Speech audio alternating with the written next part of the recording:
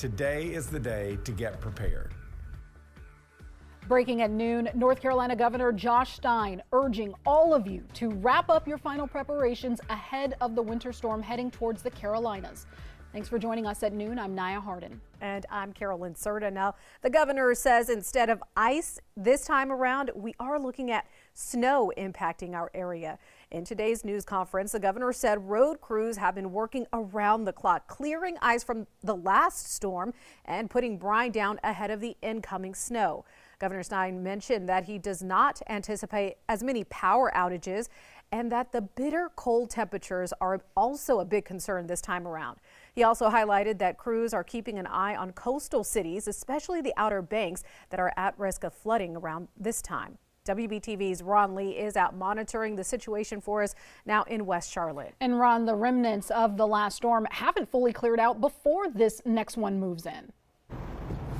Yeah, that's exactly right. And that means we're going to be dealing with layer upon layer of problems, ice and then snow on top of that. Take a look at just down here at my feet. This ice still hasn't gone anywhere. It still hasn't melted, which is going to cause major issues for people out there. That's why the governor is saying it is time to get out and get prepared for this winter weather again. Now, just a few minutes ago, Governor Josh Stein wrapped up a meeting where he went ahead and pulled the trigger, calling for the state emergency system in North Carolina ahead of this latest round of weather.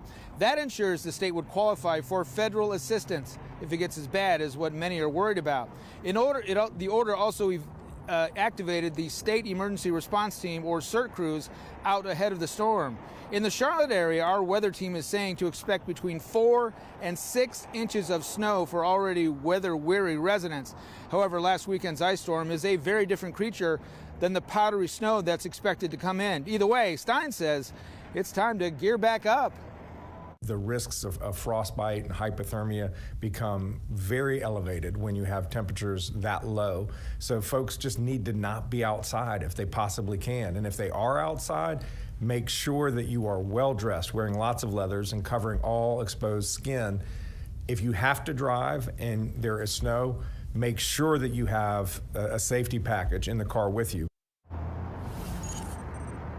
Now, believe it or not, experts are telling us that about 900 people every single year die while driving on icy and snow-covered roads. That means when experts tell you to stay off the roadways, it's best that you stay off the roadways. In Charlotte, I'm Ron Lee, WBTV, on your side.